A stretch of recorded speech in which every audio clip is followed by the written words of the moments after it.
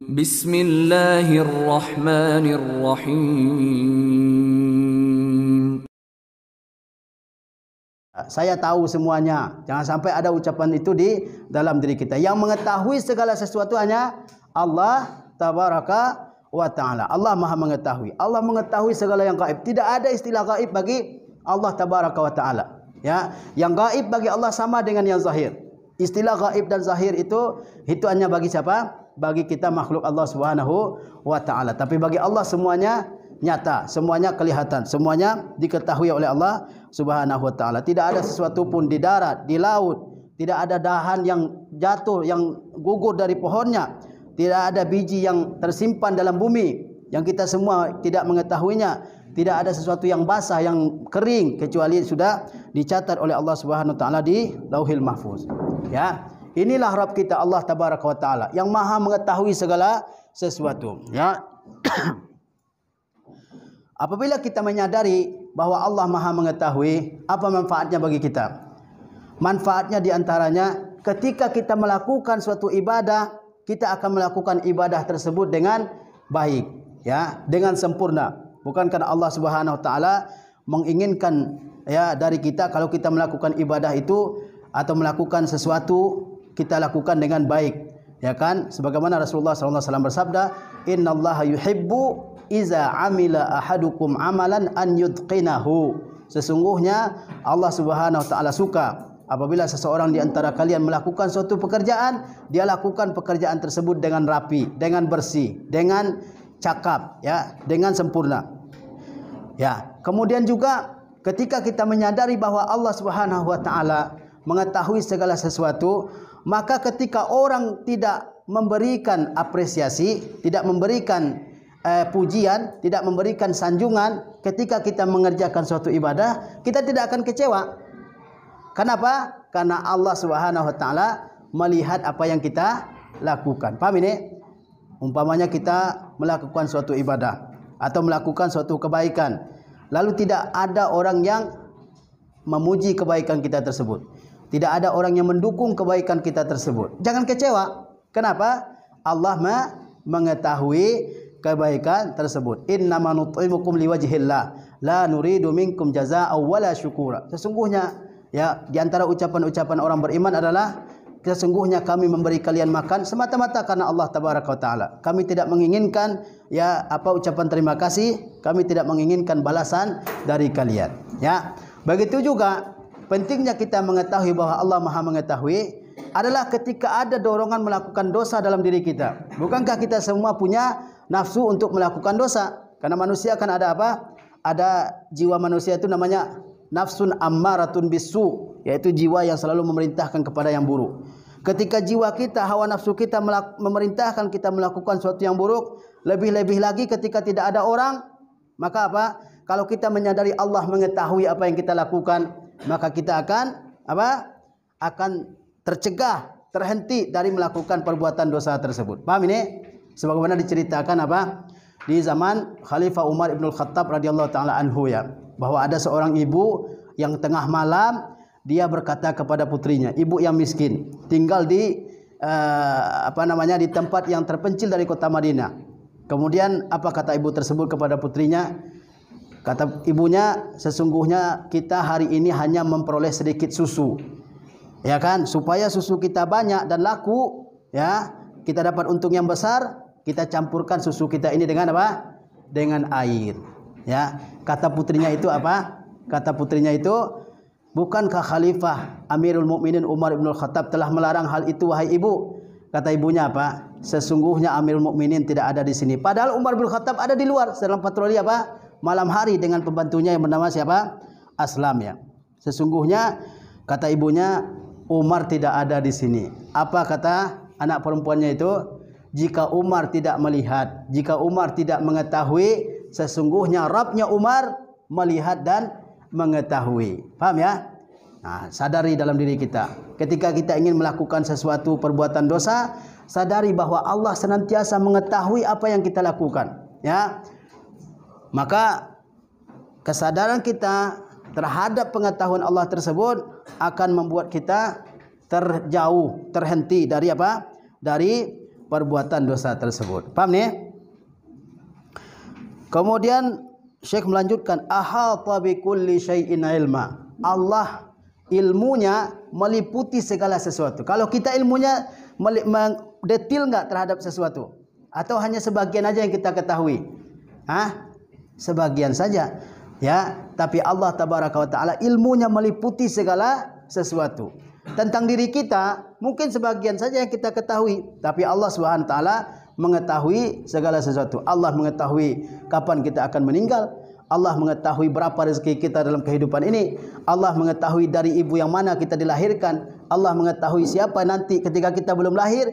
Allah sudah mengetahui bahwa si fulan bapaknya adalah si fulan, ibunya adalah fulana, rezekinya sekian, dia orang lahir di negeri tersebut, ya, di negeri tertentu dan seterusnya. Allah mendetil pengetahuannya terhadap segala sesuatu. Kalau kita enggak, ya, kita hanya tahu dari satu sisi, dari satu segi, tidak mengetahui segi yang lain. Itulah makhluk, ya, terbatas. Sebagaimana kekuatan kita terbatas, tenaga kita terbatas, ilmu kita terbatas, ya kan, penglihatan kita terbatas. Kita kan nggak mampu menembus, mata kita nggak mampu apa? Nggak mampu menembus apa yang di balik tembok itu, karena mata kita terbatas. Tapi Allah Subhanahu wa taala tidak sama dengan makhluknya. Laisa kamitslihi syai'un wa huwas samiul basir. Tidak ada sesuatu yang sama dengan Allah tabaraka wa taala, dan Allah Maha mendengar lagi Maha mengetahui. Ahata bi kulli syai'in ilma. Allah Subhanahu wa taala pengetahuannya, ilmunya meliputi segala sesuatu. Ya. Wa ahsa kulla syai'in adada, dan Allah menghitung jumlah segala sesuatu, ya. Kalau kita enggak tahu, ya. Banyak yang tidak ketahui, kita ketahui berapa jumlahnya, ya. Sehingga ada namanya bilangan tak terhingga. Apa itu bilangan tak terhingga? Ya tidak tahu, ya, bilangan tak terhingga itu sama dengan apa? Sama dengan tidak tahu, ya. Tidak tahu lagi berapa banyaknya, sehingga dikatakan apa? Tak terhingga. Tak terhingga kan tak terhitung artinya. Tidak bisa dihitung kan? Kalau Allah SWT tidak demikian. Allah mengetahui berapa banyak malaikat yang ada di langit, berapa banyak malaikat yang ada di bumi. Allah mengetahui berapa banyak manusia yang hidup di alam semesta ini. Allah mengetahui berapa banyak makhluk-makhluk Allah yang ada di alam semesta ini, seperti hewan-hewan, tumbuh-tumbuhan, berapa banyak, ya, ikan yang ada di laut, berapa banyak hewan-hewan lain yang ada di laut. Allah SWT Maha mengetahui. Allah mengetahui berapa banyak jumlah daun pohon yang ada di atas dunia ini. Kalau kita enggak tahu. Bahkan dalam diri kita sendiri. Kalau ada orang mengatakan saya ini hebat, pintar, ya, coba antum tanyakan, rambut kamu di kepalamu berapa jumlahnya? Pasti dia enggak tahu, ya kan? Ada enggak yang bisa mengetahui jumlah berapa helai rambut di kepalanya? Padahal apa? Sesuatu itu dekat banget dengan kita. Rambut di kepala tidak diketahui oleh kita. Jangka rambut, ya. Alis mata berapa banyaknya? Enggak ada yang mengetahui, karena pengetahuan kita apa? Terbatas. Tapi tidak demikian dengan Allah tabaraka wa taala. Allah mengetahui jumlah atau bilangan segala sesuatu. Wa wasi'a kulla syai'in rahmatan wa hikmah. Dan Allah Subhanahu wa taala rahmat serta hikmahnya meliputi segala sesuatu, ya. Rahmat Allah Subhanahu wa taala meliputi apa? Segala sesuatu. Tidak ada sesuatu pun di atas dunia ini yang tidak diberi rahmat oleh Allah tabaraka wa taala. Ya, kita makan dari mana? Dari rezeki Allah Subhanahu wa taala. Kita hidup dari mana? Dari rezeki Allah Subhanahu wa taala, dari rahmat Allah Subhanahu wa taala. Kita bernapas dari mana? Dari rezeki Allah Subhanahu wa taala. Antum bayangkan, tabung gas itu satu hari satu tabung gas itu berapa harganya? Satu tabung gas itu mungkin sekitar 250.000, ya. Bayangkan dalam sehari kalau kita beli, berapa tabung gas yang kita perlukan. Kita sejak lahir sampai meninggal, bahkan sebelum kita lahir, kita bernapas dengan apa? Dengan gratis. Ada yang bayar enggak? Coba kalau masuk rumah sakit, sesak napas misalnya, harus bayar oksigen. Berapa oksigen yang harus dibayar dalam sehari? Ya, dalam sebulan berapa? Dalam setahun berapa? Dalam 50 tahun kehidupan berapa? Ya, betapa banyaknya rahmat Allah Subhanahu wa taala yang turun kepada kita, tidak pernah berhenti, ya. Tidak pernah putus-putusnya rahmat Allah Subhanahu wa taala kepada kita. Sejak kita lahir, bahkan sebelum kita lahir, ketika kita masih dalam perut ibu kita, Allah Subhanahu wa taala sudah sediakan makanan. Ya, itu apa? Melalui tali pusar dari ibu kita yang menghubungkan seorang ibu dengan bayinya. Itu untuk apa? Untuk mensuplai makanan, menyampaikan makanan kepada siapa? Kepada kandungannya itu. Subhanallah. Ya. Begitu kita lahir, digunting tali pusarnya, sudah ada makanan yang lain yang siap kita makan, yaitu apa? ASI. Makanan sekaligus minuman. Begitu tumbuh gigi, sudah ada makanan yang kita siap untuk dimakan, ada bubur dan seterusnya. Rahmat Allah tabaraka wa taala tidak pernah apa? Putus dari kita. Maka coba kita renungkan betapa banyaknya rahmat Allah tabaraka wa taala yang kita terima setiap saat, tidak henti-hentinya sejak kita lahir sampai kita masuk surga. Dan rahmat Allah yang paling besar adalah apa? Surga, ya. Nah, ini penting untuk kita apa? Penting untuk kita renungkan bahwa rahmat Allah tabaraka wa taala meliputi kita, ya, mengenai kita sebelum kita ada di dunia ini, bahkan setelah kita apa? Masuk ke dalam surga. Dan itulah nikmat yang paling besar, ya. Wasi'a sam'uhul aswad, ya. Pendengaran Allah menjangkau semua suara. Kalau antum bisa dengar suara yang dekat aja kan? Suara yang terlalu tinggi enggak bisa kita dengar, atau suara yang terlalu rendah frekuensinya tidak bisa kita dengar. Tapi Allah tabaraka wa taala pendengarannya meliputi segala sesuatu. Orang berbisik Allah taala mengetahuinya.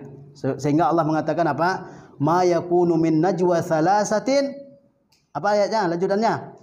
Ma yakunu min najwa thalathatin illa huwa rabi'uhum wala khamsatin illa huwa sadisuhum wala adna min dzalika wala aktsar wala akbar illa huwa ma'ahum. Tidak ada, ya, 3 orang yang berbisik kecuali Allah mengetahui. Tidak ada 4 orang atau lebih yang berbisik kecuali Allah mengetahui. Tidak ada yang kurang dari itu atau lebih dari itu kecuali Allah Maha mengetahui, ya. Allah mengetahui, kita berbisik saja, ya, berbisik dengan teman kita. Orang lain mungkin enggak tahu. Orang lain tidak mengetahuinya. Teman kita enggak mengetahui, kita berbisik, orang lain tidak mengetahui. Tempatnya tersembunyi misalnya, tidak ada orang yang mengetahui. Tapi Allah tabaraka wa taala apa? Maha mengetahui, Maha mendengar. Allah melihat itu, Allah mengetahui, ya. Apa tadi? Wasi'a sam'uhul aswad. Pendengaran Allah meliputi segala suara. Kalau kita terlalu banyak suara, ini ngomong, yang itu ngomong, itu jadi kita enggak bisa dengar suara yang jelas, ya kan? Tapi Allah tabaraka wa taala tidak demikian. Allah Subhanahu wa taala mengetahui segala jenis suara. Bayangkan betapa banyak orang yang setiap hari berdoa memuji Allah tabaraka wa taala atau memohon kepada Allah tabaraka wa taala. Dan Allah berikan permintaan-permintaannya, doa-doanya, ya kan? Kalau kita terlalu banyak orang yang berbicara kepada kita, enggak jelas, enggak paham kita dengan pembicaraan mereka. Tapi Allah tabaraka wa taala pendengarannya maha meliputi segala sesuatu. Makanya jangan berkata-kata dengan kata-kata yang buruk. Jangan memaki-maki, jangan menghina-hina orang lain. Kenapa? Karena setiap suara yang kita keluarkan dari mulut kita, Allah maha mengetahuinya. Allah maha mendengar. Allah maha mendengar. Penting bagi kita untuk menyadari bahwa Allah tabaraka wa taala itu maha mengetahui. Penting bagi kita mengetahui bahwa Allah maha melihat, bahwa Allah maha mendengar, bahwa Allah maha mengawasi, bahwa pengetahuan Allah itu sangat detail terhadap sesuatu. Innallaha latifun khabir. Sungguhnya Allah itu mengetahui segala sesuatu yang kecil, yang halus. Allah mengetahuinya. Yang detail, Allah maha mengetahuinya, ya. Cara agar kita terhenti dari maksiat adalah menyadari hal-hal tersebut. Kalau kita ingin melakukan maksiat, Allah maha melihat.